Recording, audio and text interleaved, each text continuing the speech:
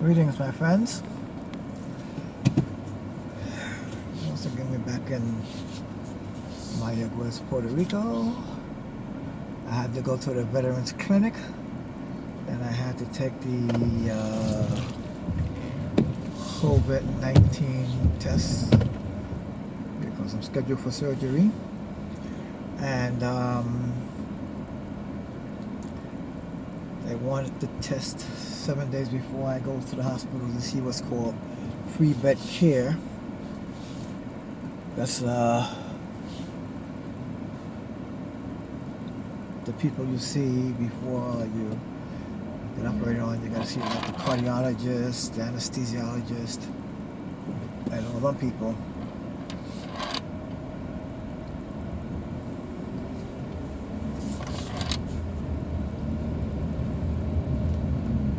And I waited about an hour. I wasn't anxious or anything like that, you know. I knew the test was going to come back negative. And, oh God, I didn't see that dip. Ooh, where did that come from? And sure as hell did.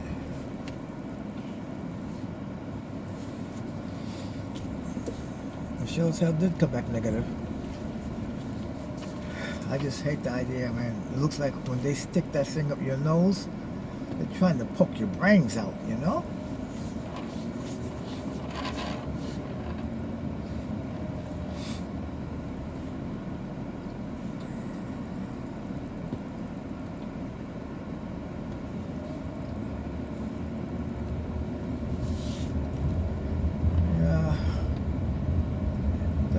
The vaccine will be available to veterans, I think he said April. He said in April. They're going to give all the frontline workers in the Veterans Hospital, the Veterans Health Care System, the vaccine first. And then they're going to give the so-called higher risk people the shots. Now there are two shots to it from what the guy at the laboratory was telling me. He says the first shot you take, then you gotta wait 21 days and come in and take the second shot. So you know something? All these shots don't sit too good with me because I don't like taking needles. But then too, I'm not taking the shot. You know.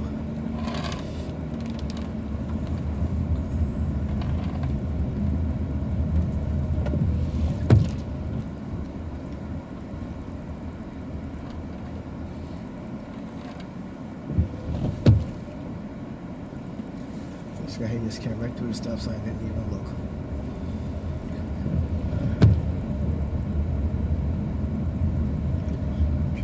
Out what's wrong with my phone because it's fluctuating in the picture. I know I'm recording.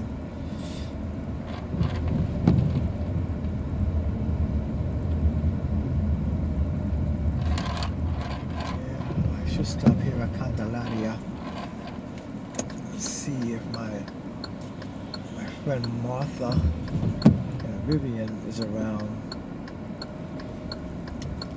Just want to say hello to them. I haven't seen them in a couple of years since I go in here. This guy has been blocked out. Let me see.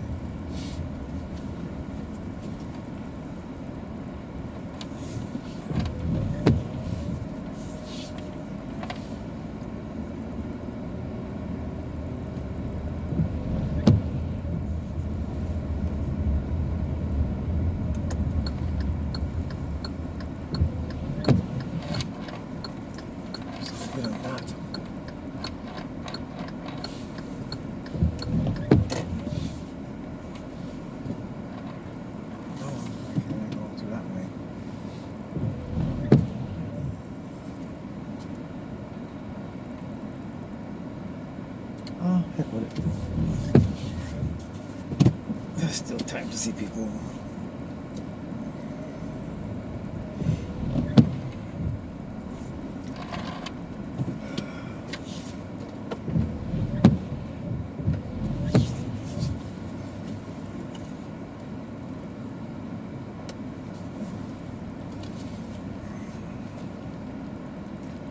That's the basketball court.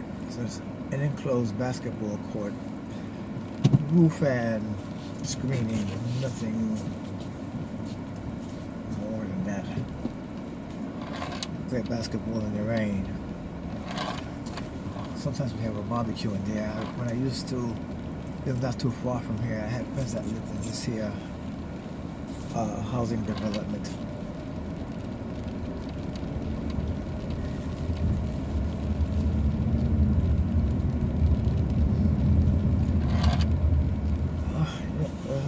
Tonight,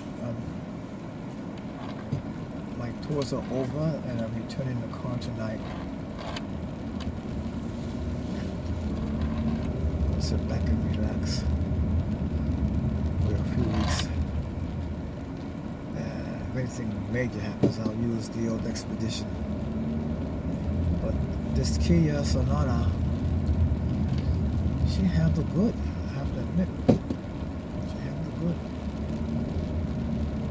She's good on gas. Well, I don't know about that. Because the price of gas has dropped, but it's going back up, I see.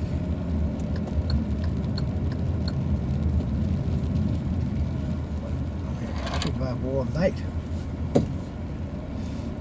And the needle hardly moves.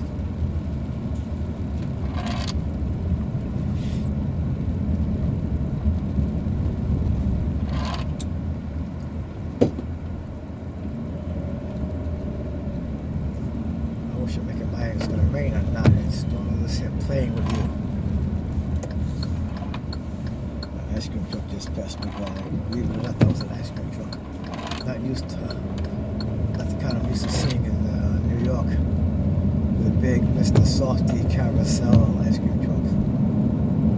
Well, when I was a child, I was used to seeing the Good Humor Man. You know, his push cart coming through the neighborhood ringing the bells in his white uniform.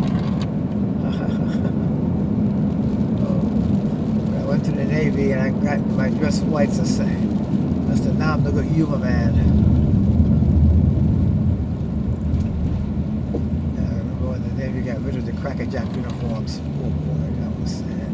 But they brought them back. Tradition, you know.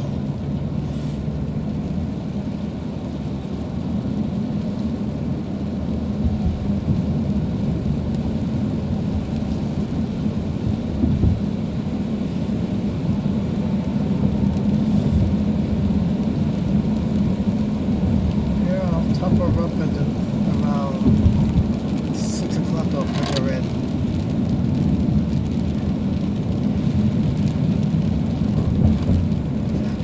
That'll give me a break. I can do some things around the house.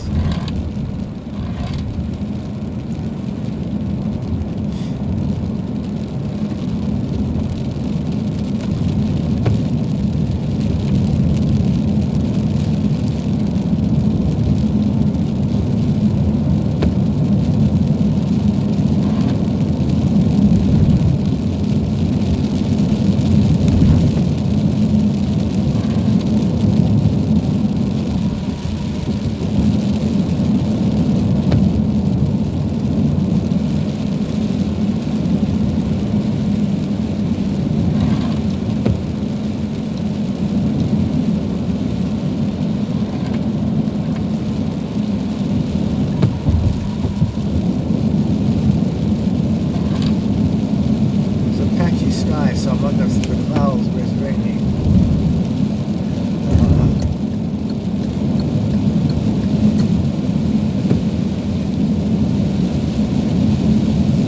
Hopefully I'm going to get a little more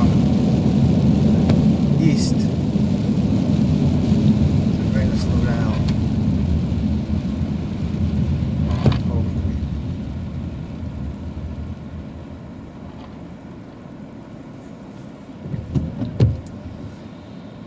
But the rain doesn't stop the beggars from coming out. I had a friend, we drove from Aguada to the Migrants Mall and back, and he gave every beggar a quarter, and I kept tabs of it.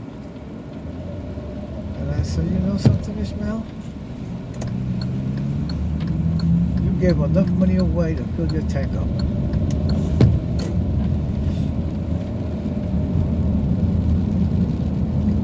I'm not going to be critical of beggars, you know. There's not much of a humanitarian support mechanism here in Puerto Rico for homeless people, people on drugs, even their youth, other than incarceration. This is very, very bad.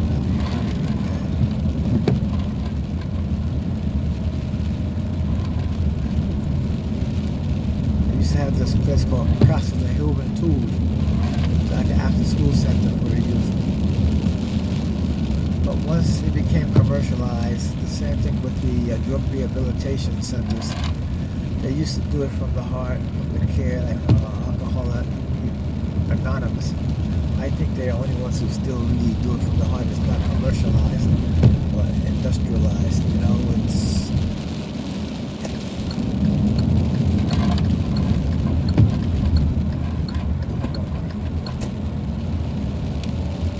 so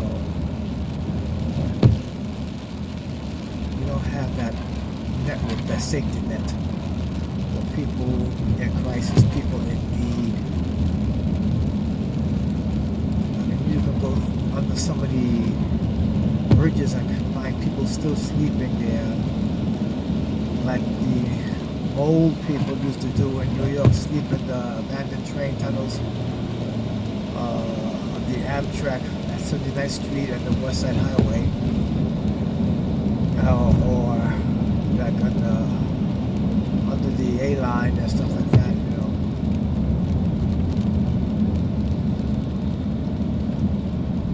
Here, it's different. Very different. I mean,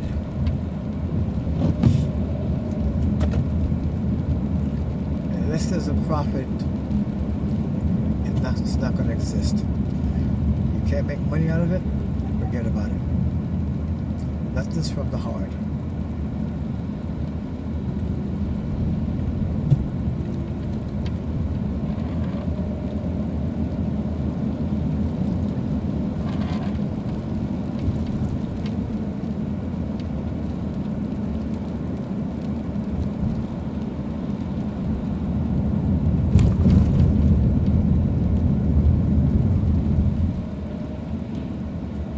October 17th. 3:04 p.m. and the highway's already crowded. Yeah, well, I guess that's because people like to are getting out of work early. You know, I mean, all these restrictions and stuff, people don't want to be caught in curfew and stuff like that.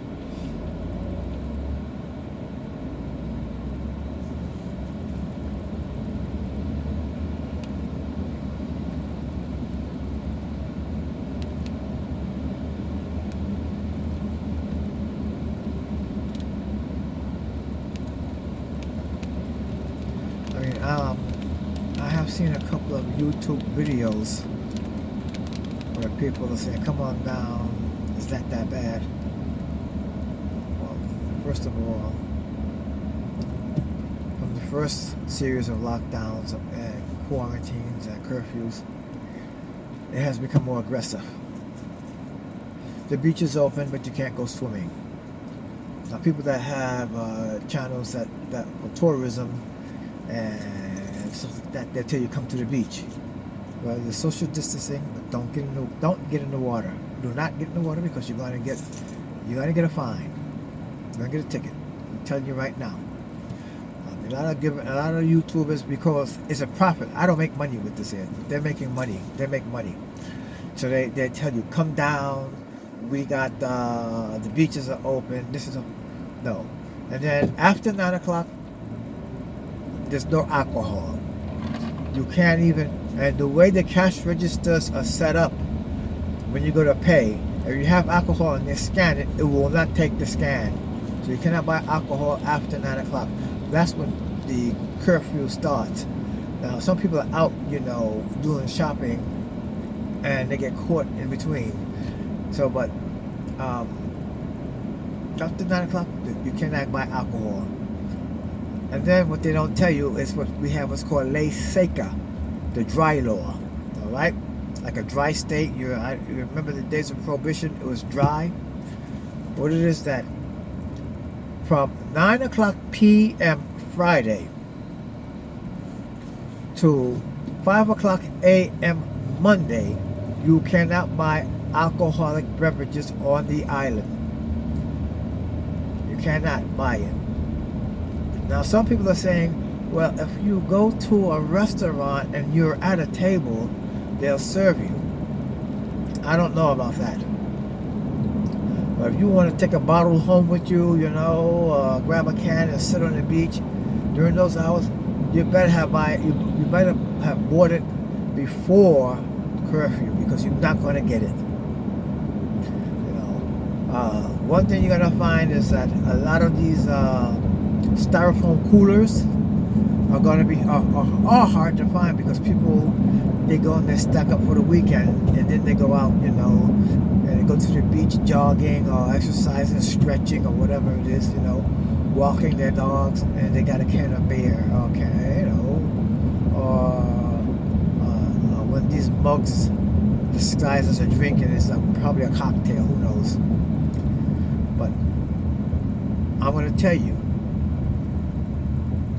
when you come to Puerto Rico, you have to have proof, and it has to be no more than I think 5 days old, that you were tested negative for the coronavirus at the airport. There's only one airport open. That is the San Juan Luis Muniz Martin Airport. Airport code S for Sam, J for Juliet, U for uniform. That's the only airport open, and that's where they screen you.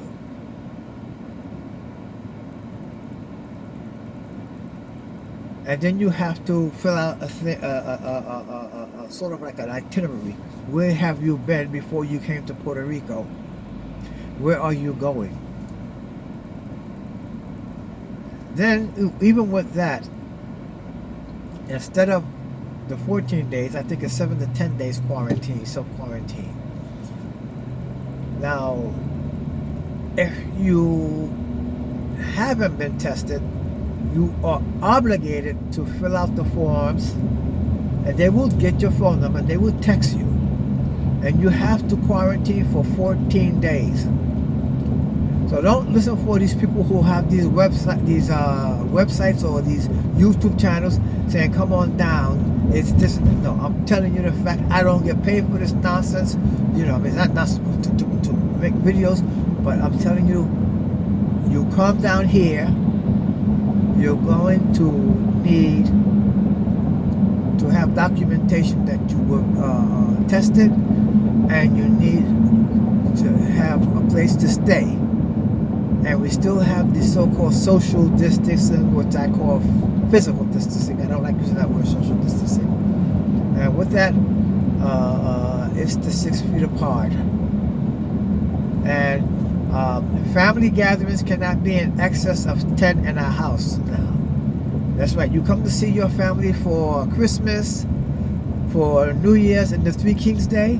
Forget about having 30 people in the house. It cannot be no more than 10. They didn't tell you that on those commercial YouTubers, I'm letting you know. And yes, the National Guard are patrolling the streets. They say only in the metropolitan area, which is San Juan, Bajimon, Dorado, rubbish. They're on the street, and they have what's called rolling checkpoints. The checkpoints will be one point to another to make sure you are authorized to be out after curfew. So don't let them tell you, oh, I haven't seen a roadblock, I haven't seen that.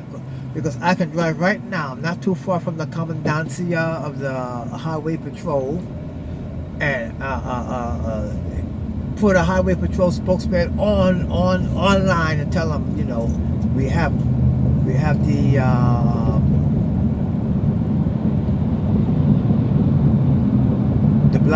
roadblocks, we check for credentials. You have to have a credential certificate. Now, a certificate here could be a letter from a recognized employer, like food services, gasoline transporter, or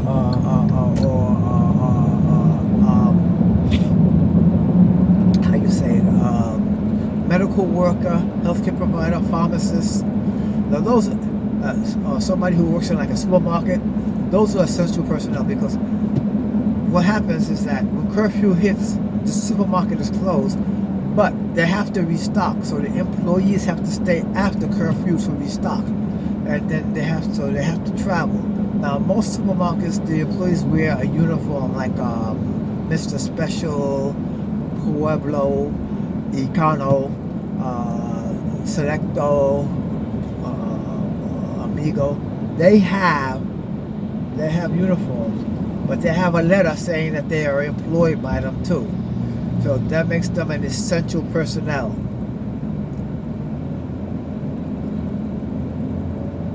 I've spoken to many of my friends in the highway patrol for Mayagüez and in the San Juan area on the Autopista police. They have stopped many people and issued that $5,000 summons for being out after curfew.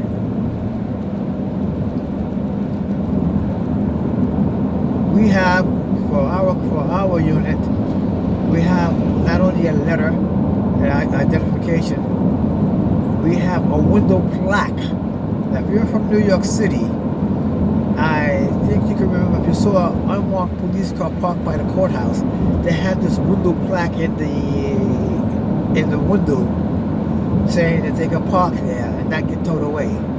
So we have the same type of window plaque for our suicide prevention and intervention team.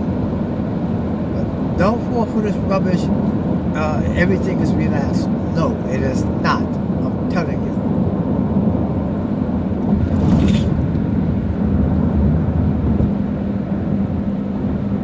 At the checkpoints, you will find National Guards. Because what happened was everybody was going out partying, and it wasn't the people that lived here, people who came in, and then they have family that lived here, you know, and they enticed them to breaking the rules. But unless you want to throw money away, you know, then get that fine. I'd rather get the speeding ticket than to get the fine. But I'm so grateful that I am exempt from the curfew. But I've been seeing a lot of YouTube videos where they're saying a lot of misinformation about oh, you could drive during the curfew because no one's out there. Well, they put the checkpoints up because the police resources are not out there. Because police were sick, police got family members who are sick, so if the family member is sick, the police got to go quarantine too with the family. But they have these rolling checkpoints or roadblocks where they go and they move the roadblocks from one location to another. And what you'll see is that a police van or an SUV pulling these big series of 4 spotlights behind them on a trailer, and that's the roadblock to be set up, and it will be spontaneously set up in a location. Yes, the major highways 1, 2, and 3, 52, 10, number 2, 22, which is the Autopista, we'll have these rolling roadblocks or checkpoints. I call them roadblocks because what they do, they funnel you through. Yes, they funnel you through. You have to get online, and they check your credentials. And I don't know how. Sometimes, like at the end of the month, they do what's called the Marvete check. That's your registration window sticker check. And they will at the end of the month they will put this check on there. There's these roadblocks to check to make sure that it hasn't expired. You know, because it's a yearly sticker, but it's, let's say, this van expires at the end of December. So it's punched, the whole December is punched. So when the police pull up behind me, that driver looks through and sees that sticker on the right-hand side of my windshield. They know the location of the hole where it's punched. They can know that if it's expired or not. Now, if your sticker is expired, there was a grace period when the virus first started where they were, they were giving you an extension to get the inspection done, and that way your registration is renewed. Your registration is renewed yearly, and you'll go to a designated auto repair shop that does the inspection. They check the car out and they give you the Marvete and they stick it on the car. And you pay them, I think, $35. If there's anything wrong, they will tell you, you have to get this fixed, you have to get that fixed, and you will not get you will get maybe a temporary, I think it's a 3-day or 30-day sticker. But usually the sticker lasts for a year. So you might find a roadblock for that too. Like I said, they were giving a grace period at one time, but I don't know if that still holds true or not.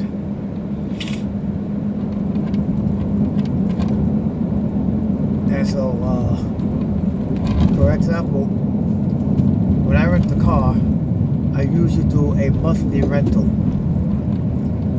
and I check the sticker. This car I did was a 3-month rental, because when I rented it, I had 3 months on the sticker. Now, after on January 1st, I have to have. I'm taking this car back. Number one, because my rental is expired because I did not rent on the 1st of the month. That was number one. And number two, I just don't want to be driving around the rental anymore. I miss the comfort of my beast, I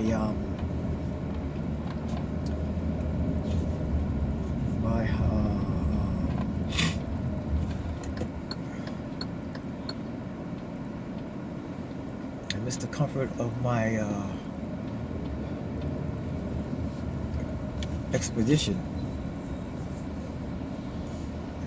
There's more things I could do to it, and it wasn't as, how you say it, invasive as these new cars are. I mean, this car wants to know everything about my phone, my contacts, and everything else. When I get into the car, it automatically activates my Bluetooth and stuff like that, and it's a real invasion of my privacy. And I had to, when I got into the car, I had to just put the numbers down and put a code for the numbers for the contacts, because it would put the contacts in the darn car. So today I gotta go on the menu for the car and erase my phone and delete all the contacts on all the phone calls I made, you know, because I don't know who's gonna get the car next, you know.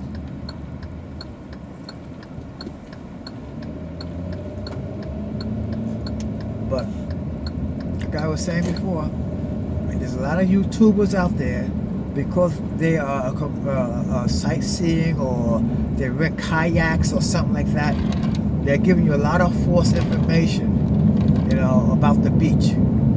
No. The beach is open for exercise, walking your pets. That's it, you know. Swimming, taboo. You're not gonna go to the beach to swim. Someone says, pull up a chair, have a beer.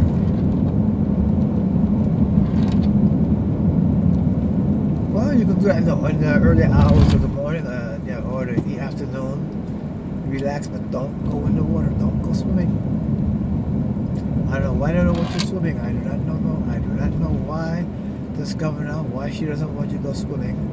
And from what I understand, the incoming governor, Polisi, he's going to maintain the protocol.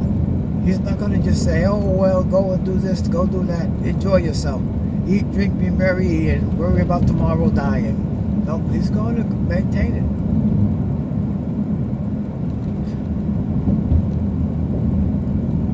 Let's face it, this is an island by 131 miles long and 35 miles wide, with a population of 3.2 million people. We don't need the virus down here.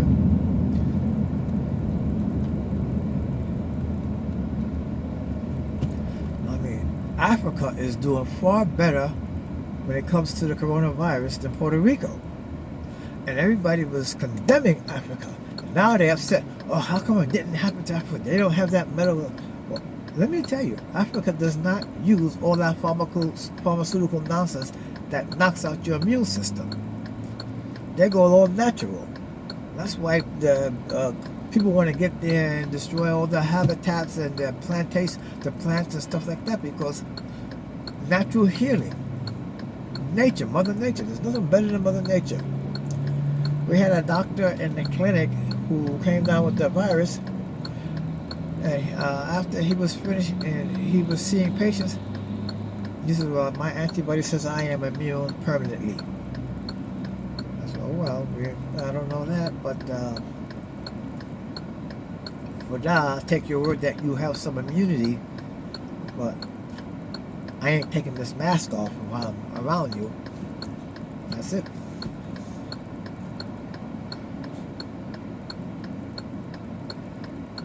So I just gave you, I'm just letting you know the lowdown. That way you understand. Some people, they want to make that money, and they will deceive you, and it will cost you your health. So use your own judgment.